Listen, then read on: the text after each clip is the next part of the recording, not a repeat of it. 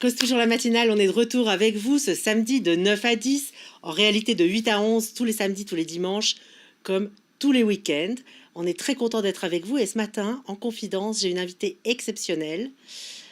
J'ai Son Altesse Royale, la Grande-Duchesse de Luxembourg, Maria Theresa, Madame. Bonjour Madame. Bonjour. Bienvenue chez nous. Merci. Je suis très contente de passer une heure en votre compagnie. Moi aussi. Je pense qu'on va avoir beaucoup de choses à raconter. Soyez prévenus, vous qui nous regardez. On a dit une heure, on essaiera de pas déborder. On va être extrêmement sérieuse ce matin, en tous les cas le plus possible. Et évidemment, on va commencer comme chaque fois qu'on démarre une heure, avec un peu de biographie, un peu de quiz pour mieux vous connaître. Mais avant ça, parce que c'est vous et aussi parce que c'est moi, est-ce que je pourrais vous demander un tout petit cours de protocole? Donc je vous appelle madame, ça jusque-là on est d'accord. Oui, oui. Mais comment ça se passe? Vous êtes Altesse Royale, qu'est-ce qu'on doit dire, qu'est-ce qu'on ne doit pas dire, qu'est-ce qu'on doit faire, qu'est-ce qu'on ne doit pas faire, et avec votre époux? Je vous dirais honnêtement que moi, ce que j'apprécie le plus, c'est que les personnes que je rencontre soient le plus naturelles et se sentent le plus à l'aise avec nous. Je sais ce que c'était la première fois que j'ai rencontré mes beaux-parents. Je sais à quel point c'est important et impressionnant et à quel point il faut mettre l'autre à l'aise. Donc ça, c'est mon mot d'ordre. Alors et on va le dire protocole. Voilà, j'allais dire le protocole. Dans votre version, madame, c'est effectivement de mettre les gens à l'aise, et ça, je crois que vous le faites à merveille. C'est tout ce que j'ai déjà entendu, vu, lu, su en préparant cet entretien, et je crois que c'est effectivement une très très belle qualité. Alors, on va rester, comme je viens de le dire, une heure ensemble, avec une véritable actu, ceci, Oui. dont vous êtes très fière, je crois, Oui. parce que ça vous ressemble infiniment. C'est un livre que vous avez fait avec Stéphane Bern. Oui. Vous l'avez quelque part coécrit? Oui. Avec Albin Michel, votre éditeur, qui vous a très fort soutenu. Oui. Et clairement, on voit que, et je vais vous présenter juste après, s'il y avait 3 mots que je devais retenir vous concernant, ce serait passion, amour et engagement. Oui. Est-ce que ça vous va? Complètement, merci. Un 4e, ce serait famille, je pense. Oui, c'est vrai. Alors c'est avec vrai. ça, on est... Vous avez tout compris. Je ne sais pas si j'ai tout compris, mais j'ai compris ça. Et je suis assez contente, évidemment. Alors, vous êtes né à Cuba. Vous avez vécu assez jeune en Espagne, puis à Genève, puis vous avez étudié à New York. Vous êtes revenu à Genève, là où vous avez rencontré votre époux. Est-ce que vous pouvez nous raconter un petit peu ces années d'enfance itinérantes et quelque part quand même cet ADN du sol cubain qui continue à vous coller très fort? Oui, qui est important. En fait, c'est vraiment mon ADN, c'est vraiment mon moi profond. Et mes origines cubaines, j'y tiens beaucoup. Je suis très attachée à Cuba, même si j'ai quitté l'île à l'âge de 3 ans. Et mes parents ont fui au moment de la Révolution. Nous avons d'abord été à New York et je me souviens que maman disait souvent que je demandais mais quand est-ce qu'on rentre à la maison? Et je vous le raconte parce que ça me fait penser à la nostalgie qu'on a quand on doit quitter son pays pour une raison ou une autre. Et je pense à la situation de tous ceux qui sont des exilés. Ça a de grands avantages. Ça a aussi des souffrances, des tristesses. Ça, c'est une des tristesses. En fait, les avantages, c'est souvent quand on le choisit. Et puis, par après, mais quand on voit, par exemple, et on y reviendra tout à l'heure, ce qui se passe actuellement en Ukraine particulièrement, avec ces dizaines, ces centaines, ces milliers de voitures sur les routes pour fuir les villes, pour l'instant, on se dit que tout laisser et partir dans l'instant, c'est quand même effectivement une grande souffrance. Et alors, vous venez de nous le dire en nous expliquant cet itinéraire, vous avez fui la Révolution.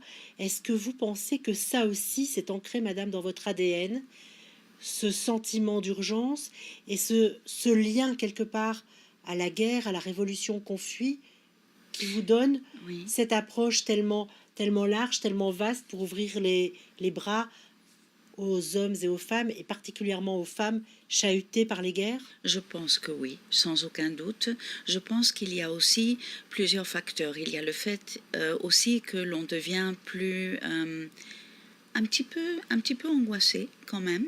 On garde en soi, surtout quand on est toute petite et qu'on sent les enfants absorbent comme des éponges les Bien choses. sûr. Moi, j'ai absorbé le stress de mes parents. Bien sûr. J'ai absorbé la souffrance de ma famille, hors de Cuba, ne sachant pas si on allait rentrer ou pas, devant s'installer dans une nouvelle vie, d'abord à New York et puis à Genève.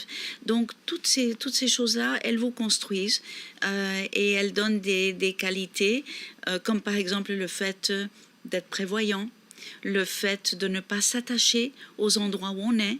Le fait d'être vigilante aussi. Oui, aussi. C'est quoi la vigilance selon vous? La vigilance, je dirais, c'est d'essayer d'avoir en tête les paramètres des possibles, le plus de possible, pour ne pas trop se laisser surprendre, peut-être pour ne pas trop avoir mal. Certainement. Alors, vous nous l'avez dit, vous êtes parti de Cuba à 3 ans, New York, Genève, et puis des allers-retours. Donc, d'office, en arrivant à l'âge adulte, déjà, un certain nombre de langues que vous maîtrisiez. Absolument, oui. Vous oui. parliez, j'imagine, espagnol, anglais, français, ad minima. Oui, oui, c'était ça. C'était l'espagnol à la maison. Et heureusement que mes parents ont tenu à cela. C'était le français à l'école parce que j'ai reçu une éducation de lycée français que j'ai adoré. Et puis l'anglais avec une nounou qui s'occupait de nous, qui était une gouvernante anglaise qui a passé 15 ans avec nous à la maison, que j'aimais beaucoup. Et puis, jeune fille, jeune oui. femme, Oui. vous rencontrez à Genève votre époux. Oui. Et c'est effectivement un vrai changement dans votre vie, à tous les niveaux. D'abord, quand on rencontre le grand amour, c'est toujours un changement infiniment positif. Tout à fait. Mais on ne rencontre pas tous et toutes une Altesse royale. Et vous savez que vous entrez dans un process où vos études vont vous servir. Vous avez fait des études de sciences politiques. De sciences politiques, oui. Mais aussi, vous savez que vous allez peut-être pouvoir aider à ce moment-là, construire quelque chose, même si dans un premier temps, vous avez surtout construit une très très belle famille. Comment est-ce que vous avez senti très vite ce sens de l'engagement? Mais je l'avais déjà. Je l'avais depuis l'âge de 13-14 ans. C'est-à-dire que moi, j'avais déjà décidé. Mes lectures étaient orientées toujours sur l'humanitaire. Et moi, c'était ma passion. Et je me disais, mais je veux partir loin, je veux partir en Afrique, je veux aider. Vous avez raison, Luxembourg, c'est bien pour ça. Je veux, oui, et je veux défendre les causes de ceux qui ne peuvent pas se défendre par eux-mêmes. C'est aussi la raison pour laquelle j'ai choisi de faire Sciences Po. En fait, j'avais le choix entre droit et Sciences Po, et je me suis dit, non, avec Sciences Po, j'aurai une culture générale plus large, plus vaste, avec géographie, histoire, droit, politique, et donc je pourrais défendre la cause de ceux qui ne peuvent pas se défendre par eux-mêmes beaucoup mieux. Il se fait que la même année, arrive un jeune homme dans la maison des meilleurs amis de mes parents, des amis espagnols, les Sanz de Acedo, dont le fils était aussi mon meilleur copain. Et il me dit, Xavier me prévient, il me dit, écoute, nous avons un invité très spécial, grand ami, les parents sont grands amis de mes parents, et en fait, il ne faut pas en parler, mais il s'agit du prince héritier de Luxembourg. Oui. Et moi, je regarde, je dis, j'ai toujours eu beaucoup de respect pour les monarchies, mais je n'avais aucune idée de où se trouvait le Luxembourg, ni encore de qui était la Suisse. Oui, ni de qui était le prince héritier de Luxembourg. Et d'ailleurs, une des choses les plus drôles à l'Uni, quand mon mari et moi avons commencé à tilter, on finissait un cours de géopolitique, il y avait une grande carte de l'Europe, et il m'a fait un coup terrible. Je venais de le rencontrer, et il me dit, montre-moi le Luxembourg sur la carte. J'ai pas réussi. Donc dorénavant, nous saurons également que votre époux, le grand-duc, a un sens de l'humour formidable. Ah oui, oui, oui. Ça, oui. Alors, vous vous retrouvez jeune femme, effectivement, dans cette posture particulièrement inhabituelle. Oui. Et là, vous avez le bonheur, on le retrouve énormément dans le livre, et c'est très très gai de construire une famille. Vous nous invitez dans un album de famille, dans ce livre, et ça, c'est assez formidable. Mais au-delà de ça, vous commencez effectivement déjà à poser les jalons de ce dont on parlera d'ici quelques instants, à savoir poser des jalons en termes d'engagement. Est-ce que je peux vous demander à ce stade-ci, pour arriver à tout conjuguer, oui. Donc quelque part vos fonctions protocolaires, la vie de mère de famille, vos engagements qui se rajoutent à ça, est-ce que vous avez des rituels de travail qui vous permettent de faire rentrer 3 journées en une? J'en ai développé une. Et je crois que c'est une que toutes les femmes nous développons.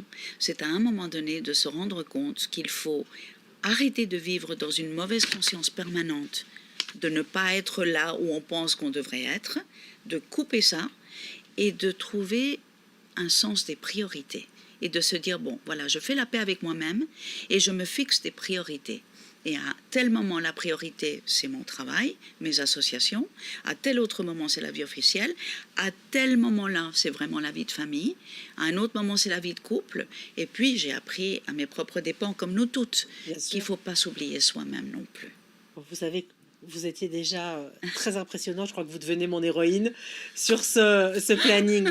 Alors, vous n'allez pas y couper. J'ai toujours un petit quiz pour mieux connaître mes invités. Madame, quel est le livre que vous avez le plus offert dans votre vie? Le livre que j'ai le plus offert, je dirais que dernièrement, c'est un livre que j'ai lu il y a quelques années. C'est peut-être pas celui que j'ai le plus offert, mais il m'a beaucoup marqué. C'est une écrivaine française que j'aime beaucoup qui s'appelle Sylvie Hiver. Et Sylvie a écrit un livre qui s'appelle Mousseline la sérieuse. Et en fait, Mousseline la sérieuse est le surnom que Marie-Antoinette donnait à sa fille aînée. Et à travers le regard de la petite fille, elle écrit un roman au présent qui raconte comment sa famille a vécu la Révolution française. C'est bouleversant et ça m'a beaucoup touchée. Alors, quelle est l'œuvre caritative qui vous touche le plus? Sans aucun doute, le professeur Younous, dont j'ai la chance d'être une amie depuis plus de 30 ans, 35 ans maintenant, et qui a répondu à une des questions que je posais le plus à l'université sans avoir de réponse. C'est pourquoi est-ce qu'il y a de la misère dans le monde et comment est-ce possible qu'on n'a pas trouvé un outil pour lutter contre la misère. Et il a répondu à cette question-là. Effectivement, on y reviendra un petit peu tout à l'heure également. Avec la microfinance, oui. Quel est le compliment que vous faites le plus? J'aime m'adapter aux personnes que j'ai en face de moi et être vrai dans les compliments que je dis. Donc je n'en ai pas un. J'essaye d'adapter mon compliment à ce que je ressens de la personne en face de moi. Quel est le compliment que vous recevez le plus? Je crois que c'est le fait d'être chaleureuse et accessible. Ça me paraît un très heureux compliment. Quelle est la personne ou les personnes qui vous ont donné le plus envie de vous impliquer? Mais avec ce que vous nous avez déjà dit, on comprend que c'était déjà un terreau très fertile. Oui, mais tout de même, il y en a qui m'ont beaucoup aidé. Et une qui m'a aidé énormément, c'est Anémone Giscard d'Estaing. Parce que du temps où son époux était président de la République, et après d'ailleurs, elle avait une fondation que je trouvais extraordinaire, Fondation pour l'enfance, et où elle avait la gentillesse de m'inviter régulièrement aux conférences. Dans ces conférences, je rencontrais des acteurs de la scène humanitaire qui me mettaient au courant de ce qui se passait dans le monde. Et ça, effectivement, c'est tout à fait formidable. Et c'était une femme très intéressante. Ah oui, c'est très une femme accessible extraordinaire, aussi. Oui. Alors, qui est la personne aujourd'hui, si on sort même de ce cadre humanitaire, qui vous inspire le plus? La personne aujourd'hui, bon, il y en a beaucoup, mais c'est surtout, pour moi, ce sont toutes les femmes. Et surtout, mes survivantes du viol comme arme de guerre. Ça, ce sont mes héroïnes numéro 1. Elles sont extraordinaires. Je pense qu'on y reviendra d'ici quelques instants. Et puis... et les femmes en Afghanistan aujourd'hui. Bien sûr. Mes grandes héroïnes. Évidemment. Et toutes ces femmes qui, effectivement, se battent pour de la liberté, pour leur liberté, pour la liberté de leurs enfants également. Quelle est la valeur que vous attachez le plus à la famille? La communication. L'amour et la communication. Vous avez une belle et grande famille. Oui. Vous arrivez à vous parler tous, presque tous les jours? Alors, non. Vous avez mis en place des rituels aussi? Même pas, mais ce qu'il y a, c'est que j'ai toujours eu très peur et mon mari m'a beaucoup aidé là-dedans. Mon mari, quand il s'est marié avec moi, il m'a dit, bon, toi tu es latine, tu vas être une maman latine, alors tu sais quoi, je vais apporter un tout petit peu de mon côté nordique, c'est que il faut que tu laisses les enfants, il faut qu'ils soient libres et indépendants. Et il m'a beaucoup aidé là-dedans. Pour répondre à votre question, donc je ne suis pas la maman qui téléphone une fois par jour ou plus. Au contraire, je les laisse tranquilles, ils savent que je suis là. Et on se parle régulièrement, mais pas tous les jours. C'est ce qu'on explique. Il y en a 5. Je sais. Et puis des petits-enfants. Et les petits-enfants. Et c'est ce qu'on explique très souvent aussi en disant qu'est-ce qu'on peut donner de plus à nos enfants que des racines et des ailes. Et effectivement, quand leurs ailes sont belles et se déploient, on est très content qu'ils sachent où leurs racines sont ancrées. Exactement. Et de revenir de temps en temps quand même aux racines pour nous retrouver, évidemment. Oui, mais ça, nous le faisons régulièrement. Les vacances, c'est merveilleux encore qu'à l'âge qu'ils ont, ils sont mariés, ils ont leur famille pour la plupart, mais ils tiennent à passer les vacances avec nous. Mais évidemment. C'est merveilleux. Mais bien sûr. Quels sont vos mots préférés? Je vous demande pas votre mot préféré parce que je trouve que ce serait fort réducteur. Oui. Mais vos mots préférés? Mes mots préférés sont bienveillance, sont authenticité, vérité, passion, amour. Qu'est-ce que vous pouvez nous dire justement de l'amour dans cette époque où, pour les jeunes gens, pour les jeunes qui deviennent des adultes, c'était déjà le cas avant le Covid, mais je trouve que cette crise a rajouté un poids supplémentaire. Oui. Ils se retrouvent dans des univers où c'est parfois compliqué de se déclarer l'un à l'autre. Oui. Qu'est-ce qu'on peut leur conseiller à ces jeunes? Ou moins jeunes d'ailleurs?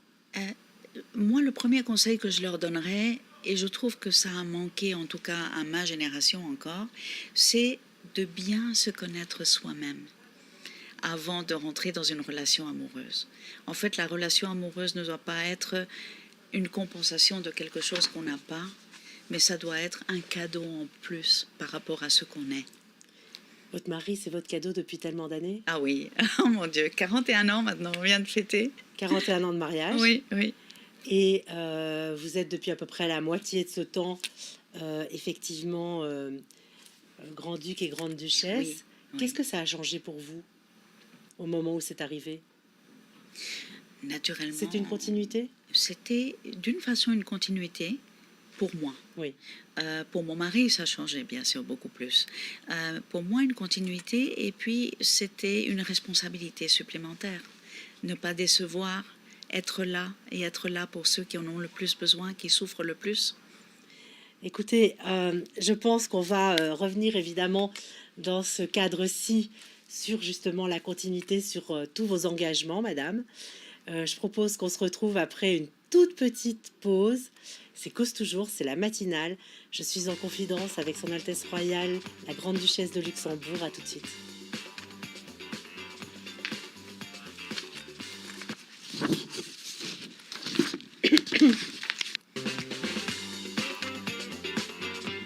Cause Toujours la matinale, on est de retour avec vous en studio avec Son Altesse Royale, la Grande-Duchesse de Luxembourg, Maria Teresa.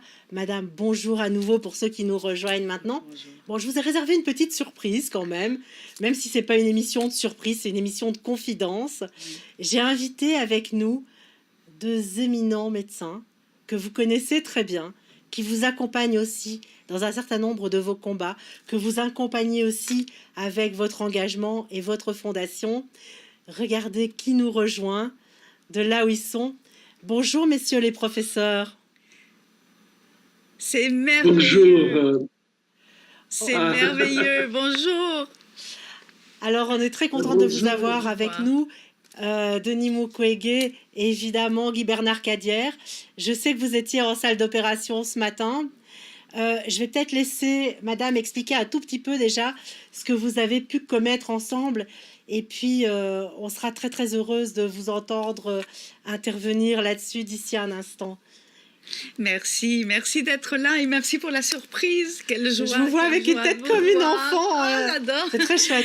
J'adore parce que le professeur est une des personnes que j'admire le plus au monde et qui m'inspire le plus. Et c'est lui qui m'a inspiré mon action pour l'accompagner, pour aider les femmes victimes du viol comme arme de guerre, et l'association que j'ai fondée à la suite de cela, grâce à lui. Et nous avons fait le forum à Luxembourg ensemble. Je l'avais entendu parler et j'étais bouleversée, et il a eu la gentillesse de venir me voir le lendemain au palais à Luxembourg, et je lui ai demandé comment je pouvais l'aider, et il m'a dit madame, mes survivantes, elles ont besoin d'une plateforme pour s'exprimer. Et là, je lui ai dit, mais professeur, je crois que je peux vous aider là, mais seulement si vous m'accompagnez. Et il a tout de suite accepté. Et je vous avoue que ça nous a pris 2 ans pour faire le forum, mais quand nous avons commencé, voilà, on était en train de travailler ensemble, on essayait de mobiliser tout le monde, et après 1 an, au milieu de la préparation, notre cher professeur devient prix Nobel de la paix. Ça a été extraordinaire. Exact. Hein? Voilà. Exactement. Je pense que c'était des moments, en fait, qui nous ont permis de mettre nos pensées, nos idées. Et aujourd'hui, ces mouvements des femmes qui s'appelle SEMA, c'est un mouvement qui est mondial. Et je pense que donner la plateforme aux victimes de violences sexuelles, pas seulement parler pour elles, mais leur donner la possibilité de pouvoir s'exprimer. On voit très bien que ça crée dans beaucoup de pays une émulation qui amène tout simplement à ce que cette lutte ne soit pas une lutte qui se fait en cachette, mais qui se fait aujourd'hui en public. Et je suis vraiment ravi lorsque Son Altesse royale, la Grande Duchesse de Luxembourg, avait créé ce mouvement Stand, Speak and Raise Up. Aujourd'hui, c'est un mouvement qui a porté des fruits partout au monde, sur tous les continents. Monsieur le professeur. Européens, américains, en Afrique. C'est merveilleux. Monsieur le professeur Denis Mukwege, madame, j'ai une vraie question qui est liée à l'actualité, évidemment. Depuis 2-3 jours, on sait que la Russie envahit l'Ukraine. De nouveau, c'est une guerre. Il n'y a pas d'autre mot. Est-ce qu'on peut craindre, évidemment, aussi pour ces femmes qui, quelque part, vont se retrouver de nouveau en première ligne au milieu de ce conflit? Monsieur le professeur. Malheureusement, je crois que c'est triste d'apprendre cette nouvelle, puisque l'expérience nous montre que, malheureusement, dans tous les conflits, ce sont les femmes et les enfants qui payent le lourd tribut. Et je crois que nous espérons que cette escalade va s'arrêter, puisque si il arrive qu'il y a des armées qui s'engagent sur ces terrains, malheureusement, l'expérience nous montre que les femmes et les enfants vont payer. Et il faut vraiment sensibiliser pour que cela ne puisse pas arriver aux femmes et aux enfants, bien sûr. Comme vous le disiez tout à l'heure, vous savez, au moment du forum, ce que nous nous étions mis d'accord, le professeur et moi, c'est que nous voulions donner la parole aux victimes. Et c'est pour ça que j'ai invité à Luxembourg 50 survivantes du monde entier. Parmi les 50 survivantes, il y avait aussi une Ukrainienne. Et elles viennent de partout, elles viennent de Colombie, d'Amérique du Sud, d'Amérique centrale, d'Asie, d'Afrique. C'est malheureusement un problème mondial. C'est pourquoi c'est essentiel, comme dit le professeur, de lever le tabou et de leur donner la parole.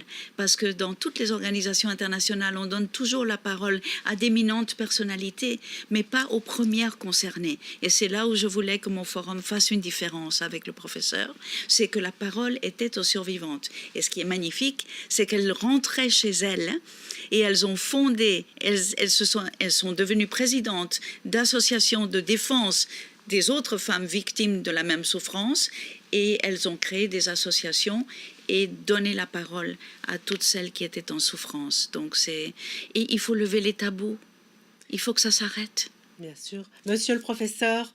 Absolument, le fait que les femmes puissent lever les silences, briser les silences par rapport à ces atrocités, permettent en fait de mieux les combattre. Lorsque ça reste un tabou, malheureusement, leur souffrance n'est pas connue et il n'y a pas moyen de combattre la violence sexuelle. Exactement. Alors, évidemment, merci infiniment à Guy Bernard Cadière et Denis Mukwege, ces éminents professeurs de médecine qui se battent au quotidien dans les salles d'op pour sauver des femmes, pour les sauver pas seulement de la mort, pour les remettre en vie, parce qu'elles sont parfois juste en vie techniquement, mais pas vraiment. Vous savez, elles m'ont dit, quand elles sont venues pour le forum, elles m'ont dit nous sommes des morts vivantes. C'est ça. Je n'ai pas osé le dire, mais vous l'avez entendu et c'est exactement ça. Et une des raisons pour lesquelles j'ai créé l'association après, c'est qu'après le forum, je me suis dit, mais je ne peux pas les laisser tomber. Non. On doit continuer ensemble, on doit faire le chemin ensemble. On doit être là pour elles. On doit être là pour elles. Et quand quand nous avions avec le professeur choisi et invité 50 représentantes mondiales victimes du viol comme arme de guerre, quand elles sont arrivées, je les ai invitées à Luxembourg une semaine avant le forum.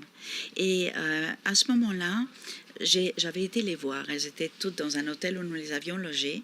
Et elles ont fait un séminaire d'abord pour se rencontrer et pour ne pas arriver à froid à cet événement de dimension internationale. Première fois que je leur parle, je me présente. Et je leur explique pourquoi elles sont là, pourquoi j'ai tenu à ce qu'elles soient là, etc. Et je voulais leur montrer, les mettre en confiance, en fait. Et ça me touche. Ça me touche parce que je suis très émotive, pardon. Ce sont des femmes qui ne levaient pas la tête, qui regardaient par terre. Et ce sont des femmes qui ne se confiaient pas, qui ne racontaient pas leur histoire. Et moi, j'ai juste essayé de leur montrer que je les aimais, que j'étais là pour elles. Et peu à peu, dans cette rencontre qui devait durer 1h30, 2 heures et qui a duré 5 heures. Ils ont dû aimer votre protocole. Le non-protocole. Elles se sont levées l'une après l'autre et elles ont commencé, chose qu'elles ne font jamais, à me raconter leur histoire, chacune. Une par une. Et on a terminé cette réunion en train de pleurer dans les bras les unes des autres, jusqu'à ce que tout à coup, il y en a une qui a commencé à chanter. Ça nous a tout arrêté, on s'est regardé, et puis on a commencé à chanter toutes les unes après les autres, ensemble. Et puis il y en a une autre qui est sortie avec ses tambours, des tambours africains, et une quatrième avec une flûte sud-américaine, et nous avons terminé en train de danser. La célébration de la vie. Et la résilience, la force de ces femmes.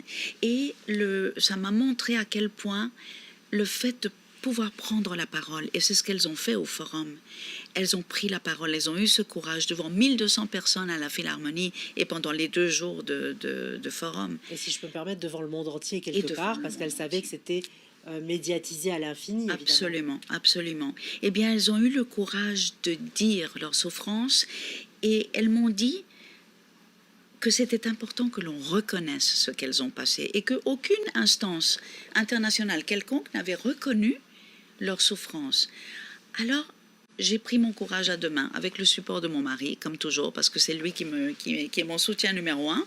Et j'ai dit, eh bien, moi, je vais faire cette reconnaissance. Et c'est pour ça que je suis montée sur scène à la Philharmonie, avec les 3 prix Nobel qui étaient derrière moi, c'est-à-dire le professeur Yunus, le docteur Mukwege et Nadia Mourad, et toutes les survivantes qui étaient sur scène autour de moi. Et j'ai fait un discours de reconnaissance de ce qu'elles avaient souffert. Eh bien, vous ne pouvez pas savoir le nombre d'entre elles aujourd'hui qui me disent le fait que vous ayez publiquement reconnu ce que nous avons vécu a été le début d'une guérison pour nous. Elles sont peut-être pas guéries encore, mais le début d'un autre chemin. D'un autre chemin. Et effectivement, on sait à quel point c'est important. On le voit dans toutes les situations de guerre sur lesquelles les États mettent tellement de temps à reconnaître leurs torts. Voilà. Et à partir du moment où c'est fait, on peut rentrer dans un processus très différent. De reconstruction. Alors, voilà, on l'a dit, sur la reconstruction physique aussi, tout le travail, et on les a vus avec nous, et la connexion s'est coupée, parce qu'ils sont au Congo en train d'opérer. Enfin, ils sont sortis de salle d'op pour vous, madame, et touche. Pour nous, Denis Mukwege, Guy Bernard Cadière, des équipes complètes. Je voudrais revenir sur un point très particulier. Votre association s'appelle Stand, Speak, Rise Up. Qu'est-ce que ça veut dire pour vous au-delà des mots et qu'est-ce que ça implique? Tout ce dont nous venons de parler, c'était une façon courte de rassembler ce que nous essayons de faire, c'est de dire debout, stand, speak, prenez la parole, dites ce qui vous est arrivé et rise up, à partir de là, on se reconstruit. On y va. On y va. C'est exactement ça. Alors, quand on regarde un petit peu ce que vous avez déjà énormément partagé, raconté. Vous avez 3 principaux combats qui vous occupent néanmoins. Oui. Donc celui-ci dont on vient de parler énormément, avec les violences faites aux femmes, qui sont quelque part des victimes de guerre de première ligne, on pourrait dire, mais Absolument. aussi une cause qui vous tient très fort à cœur, d'aider dans les prisons maliennes à faire libérer des enfants prisonniers. Oui, au Burundi surtout. Au Burundi J'ai aussi. aussi fait un voyage au Mali, Oui. mais mon action a été surtout au Burundi. Et ça, c'était en fait le premier déclic pour moi d'action internationale lorsque mon mari est devenu chef de l'État. Il y a un peu plus d'une vingtaine d'années. Une vingtaine d'années. Je me suis toujours dit, et avec mon mari, on était toujours en accord là-dessus, qu'en tant qu'épouse de chef d'État, je pouvais faire des actions et attirer l'attention sur des causes dont personne ne voulait. Évidemment. Et que mon travail était là. Et aussi pour mettre en lumière d'abord les premières victimes, mais aussi pour mettre une belle lumière sur mon pays, sur mon mari et sur l'institution par ricochet. Évidemment. Et le Burundi, c'était vraiment l'association de Madame Giscard d'Estaing, où 2 collaborateurs humanitaires s'étaient levés et avaient dit « On ne fait rien pour des enfants qui sont emprisonnés pour des délits de droit commun dans les prisons africaines. Ils y meurent et personne ne fait rien, on les oublie. » Et le rôle qu'on a quand on a une parole publique, c'est justement de donner la parole à ceux qu'on oublie. Absolument. Alors, une dernière question qu'on va traiter assez rapidement, Oui, parce que oui. le temps file, Oui, oui. et on a eu la chance d'avoir nos invités formidables. Vous l'avez déjà évoqué, un 3e point dans votre action très important, c'est le fait que vous soyez l'ami du professeur Younous depuis une 30aine d'années, Oui. qui a pu, avec le microcrédit qu'il a développé, inventer un outil de solution massive à la pauvreté. Absolument. Comment est-ce que vous avez travaillé avec lui? Quand j'ai eu mon mandat d'ambassadeur de bonne volonté de l'UNESCO, le directeur de l'époque, qui était Federico Mayor, que j'aime beaucoup, m'avait regardé, m'avait dit « Madame, qu'est-ce que vous voulez faire de ce titre ?» Et je lui avais répondu du tac au tac vous savez, moi je suis révoltée contre la misère dans le monde et qu'on ne puisse rien faire. Et il m'a regardé, il m'a dit « J'ai un voyage pour vous, un premier voyage. Vous irez au Bangladesh et vous allez rencontrer mon ami Mohamed Younous. » Et ça a été une rencontre qui a changé ma vie, parce que le principe du microcrédit est de sortir les femmes du cercle vicieux de la misère en leur faisant confiance, en leur donnant des petits crédits, et a d'abord été une révolution et ensuite un outil que l'on peut appliquer partout. Donc avec mes enfants sortis de prison, en 4 ans, on a réussi à sortir la population incarcérée au Burundi de mineurs. Ces 600 jeunes, on a travaillé avec du microcrédit pour les aider à se lancer dans la vie. C'est juste pour vous dire que c'est un outil extraordinaire qu'on peut mettre partout, qu'on peut utiliser partout. Madame, le temps passe infiniment vite. Oui. On va s'arrêter de nouveau quelques instants avant de se retrouver pour la dernière partie de cet entretien en confidence. Nous parlerons de choses parfois un peu plus légères. On reviendra sur ce livre magnifique qui parle beaucoup d'amour et puis un petit peu sur vos activités du week-end également.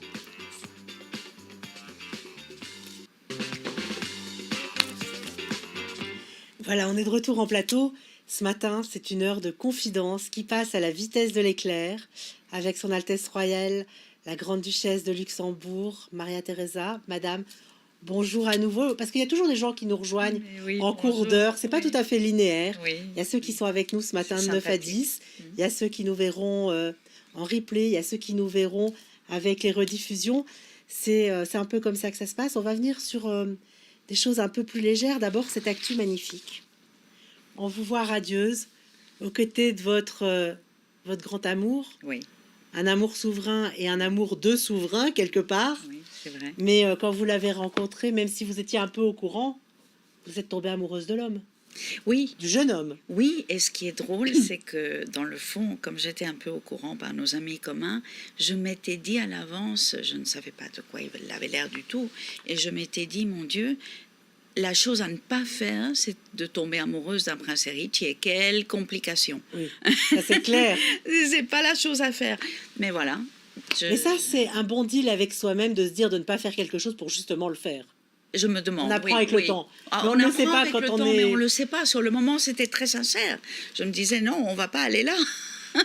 Alors, effectivement, ça a été pas une recomposition, mais une composition familiale quelque part, parce que vous êtes arrivé à ses côtés dans une famille qui vous était extrêmement, j'allais dire étrangère, mais différente de la vôtre. Oui, oui, très. Et en fait, vous avez dû composer tous les deux quelque part avec vos différences. Oui. Est-ce que c'est ça le plus riche qu'on puisse avoir, d'apprendre à composer les uns avec les différences de l'autre? Alors, je dirais que composer est un très bon mot, mais je dirais qu'il y a aussi le mot complémentarité. Bien sûr. Moi, j'ai toujours ressenti très fort que ce côté réservé, un peu timide, plus nordique de mon mari, un peu moins expressif, avec mon côté plus expressif, plus explosif, plus chaleureux de mon côté, ça faisait un très bon mélange, un très bon équilibre. Mais est-ce qu'après un peu plus de 4 décennies, l'un déteint un peu sur l'autre et lui a pris une espèce de... Oui. Je ne veux pas lui manquer de respect, évidemment. Non, pas du tout. Non, un peu plus de détente latine et vous un peu plus de réserve nordique. Plus de réserve, absolument. Mais à tel point que nos enfants, parfois, quand on est tous en famille, ils nous regardent discuter, mon mari et moi-même, et ils s'arrêtent, ils éclatent de rire et ils disent « Mais ça fait peur ». Je dis, mais qu'est-ce qui fait peur? Mais vous déteignez l'un sur l'autre, c'est pas possible. En même temps, c'est plutôt une bonne nouvelle après autant de temps. Et surtout, ça reste une très bonne nouvelle pour le futur. Oui. Parce que tout ce qu'on peut vous souhaiter, c'est que ça dure au minimum encore aussi longtemps. Merci. Dans toute cette épopée magnifique, quels sont les moments qui vous ont le plus marqué? Parce qu'on retrouve, je le disais tout à l'heure, comme un album de photos ici, où on vous retrouve évidemment dans vos engagements, mais aussi avec énormément de photos de famille. Et je les adore, les photos avec les enfants. Oui. En fait, si ce n'est que vous, le cadre est parfois un cadre un peu protocolaire ou le cadre du château, Oui. on a quasiment tous les mêmes photos dans les mêmes albums. Oui, heureusement. Dieu merci. Dieu merci. Ça veut dire vraiment j'espère qu'on a réussi à ce que les enfants sentent qu'ils étaient aussi dans une famille comme les autres. Exactement. Et de les sortir un peu de la normalité dans laquelle ils ont aussi grandi. Non, c'est important. C'était important de leur donner ce sens du normal. Et quels ont été pour vous les moments les plus importants de ces quelques décennies? Je pense qu'on peut dire que ces décennies vont par groupe, par phase. Il y a eu toute la première phase qui était le début du mariage. Pour moi, la découverte de ce qu'était une vie publique, Oui. parce que c'était très nouveau tout cela. Et l'adaptation à cette nouveauté. J'étais pendant cette phase-là très reconnaissante à ma belle famille de m'avoir accueillie avec une telle chaleur et très à l'écoute. Je voulais apprendre, je voulais comprendre et apprendre. Et je dirais que toutes ces premières années, ces premières 10-15 années, j'ai essayé de comprendre quelle était cette situation dans laquelle je rentrais, quelle était cette famille, quel était ce pays, quel était le tissu social de ce pays, quels étaient les problèmes. Donc c'est pour moi une période d'apprentissage. Après arrive la période où mon mari devient chef d'État. Évidemment que mon mari et moi avions toujours l'illusion que dans une famille régnante, évidemment, le chef de l'État est celui qui est le chef de l'État et constitutionnellement est tenu dans sa fonction, mais qu'à côté, il y a une épouse qui peut apporter quelque chose de plus, je dirais. C'est ce que mon mari désirait aussi, et c'était mon désir, d'humanité, d'engagement. D'humanité à humanitaire, on n'est pas très loin. Oui, exactement. Exactement, comme ça a toujours été mon appel et ma vocation. Eh bien, j'avais beaucoup de chance de pouvoir réaliser cela à ses côtés. En fait, je pense que quelque part, c'est un destin d'avoir tellement voulu aider et d'avoir pu le faire en ayant eu l'opportunité d'avoir les outils. C'est un privilège. Grâce à cet amour oui. magnifique. Oui. Alors, ce livre, ce ne sont pas que des photos non plus. Ce sont des textes. Vous avez eu un co-auteur formidable en la personne de Stéphane Bern. Un grand ami. Vous êtes là-dessus tout à fait formidablement accompagné. Oui. Qu'est-ce qui vous a le plus amusé ou surprise dans l'écriture du livre? Mais en fait, c'était toute la recherche qui a été importante, des photos. Faire rejaillir le passé à travers les photos et les albums. Relire sa propre histoire. Relire sa propre histoire, c'est quelque chose de très émouvant. Et ça a été un moment important. Et faire le choix de qu'est-ce qui allait ressortir dans le livre, qu'est-ce qu'on voulait surtout montrer. Alors, madame, nous avons un vrai problème, qui est que le temps passe à une vitesse terriblement insupportable. Et j'ai encore une ou deux questions à vous poser, évidemment, extrêmement terre-à-terre. Est-ce que vous cuisinez? Alors, moi pas, mais mon mari, oui. Quel est son plat fétiche? Quel est son plat fétiche? Avec quoi est-ce qu'il aime vous régaler? Il aime beaucoup faire les champignons. Je le comprends. Il adore faire les champignons, il les fait très très bien. Quelles sont vos meilleures adresses de restos, de lieux culturels au Luxembourg, si on veut venir se promener dans ce grand-duché qui est le vôtre? Mais il y a un restaurant que j'affectionne énormément, qui est celui de René Mathieu. Ah, René, qu'on reçoit demain, justement, mais c'est parce qu'on l'aime tellement. Formidable. Vous savez que René était, avant d'avoir son restaurant et d'être aussi connu, et j'en suis si heureuse pour lui, il était notre chef. Il était un chef extraordinaire. Il est extraordinaire. Il est extraordinaire. Alors, et quand vous ne mangez pas chez René Mathieu? Alors, on aime beaucoup aller un peu partout, dans des bistrots. Il y a un bistrot que nous aimons beaucoup à Luxembourg, qui a une spécialité de crevettes qui s'appelle Bacano. Mais j'aime aussi beaucoup, et surtout, aller dans des restaurants qui existent aussi et qui donnent la place aux réfugiés. Il y a des Syriens qui ont ouvert des restaurants où j'aime bien aller pour les soutenir.